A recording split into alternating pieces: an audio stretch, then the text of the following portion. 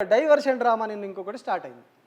అంటే వీళ్ళు మరి ఎట్లా తయారయ్యారంటే ఇక అంటేనేమో అన్నం అంటారు కానీ కాంగ్రెస్ వాళ్ళు ఏదైనా చేసేటప్పుడు పకడ్బందీగా చేయాలి. నిన్న ఈ ఇష్యూ జరగబట్టి వారం రోజులు అవుతుంది, చాలా రోజులు జరుగుతుంది, బట్ సివియర్గా జరగబట్టి వారం రోజులు అవుతా ఉన్నది.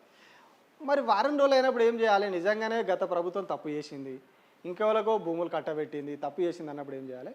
డే వన్నే బయటకు వచ్చి ఇది బీఆర్ఎస్ గవర్నమెంట్ చేసిన తప్పు, గత 10 ఏళ్లలో వీళ్ళకి తప్పు చేసిరు, ప్రైవేట్ కంపెనీలకు భూములు అప్పచెప్పారు, హెచ్ఏ భూములు వీళ్ళు గుంజుకున్నారు, కోర్టులో కేసు నడిచినప్పుడు వీళ్ళు దీన్ని ఏం చూపించలేదు, ఆ కేసు కూడా అది చేసిరు వీళ్ళు, మేము పోయి కొట్లాడి తిప్పలబడి కిందపడి మీదపడి జడ్జి కాళ్ళు పట్టుకొని దాన్ని గుంజుకొచ్చినామని వీళ్ళు చెప్పాలి. కానీ ఏం చేసిర్రు? అంతా అయిపోయి సెలవులన్నీ అయిపోయి చివరికి వచ్చి చెట్లన్నీ గులగొట్టుడు అయిపోయాక నిన్న రంగంలోకి దిగిరు. దిగి ఏం చేస్తారు? ఇగో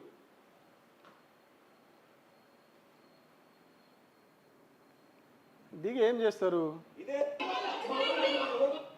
ఇదే శ్రీనివాస్ గౌడ్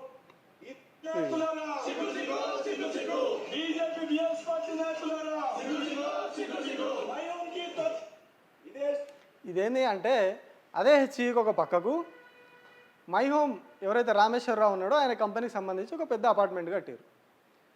అపార్ట్మెంట్ కడితే వీళ్ళు నిన్న చెప్పిన మాట ఏంటి అంటే అదంతా కూడా బీఆర్ఎస్ గవర్నమెంట్ ఒక 25 ఎకరాల బిట్టు మై హోమ్ కంపెనీకి ఇచ్చింది. ఇప్పుడేమో వీళ్ళు మరి హెచ్ఈలో అది చేస్తూ ఉంటే వీళ్ళు వచ్చి అడ్డం పడుతూ ఉన్నారు. కానీ వీళ్ళు గతంలోనే 25 ఎకరాలు మై హోమ్ కంపెనీకి రాసిచ్చారు అని చెప్పి నిన్న పోయి అక్కడ ధర్నా చేశారు.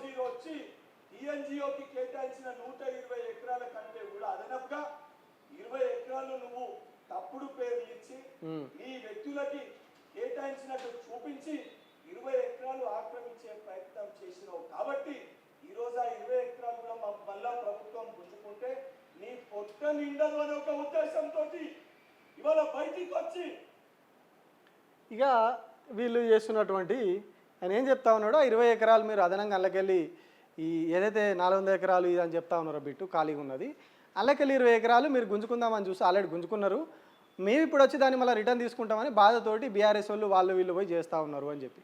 అంటే మన స్టూడెంట్స్ అలా మాదాపూర్ పోలీసులు స్టూడెంట్స్ని గుంజుకపోతే బీజేపీ వాళ్ళు రాలే, ఎవరు రాలే, వీళ్ళు బీఆర్ఎస్ వాళ్ళు కొందరు పోయి వాళ్ళని తీసుకొచ్చారు. సో ఆయన మీద ఫైర్ అవుతూ ఉన్నారు.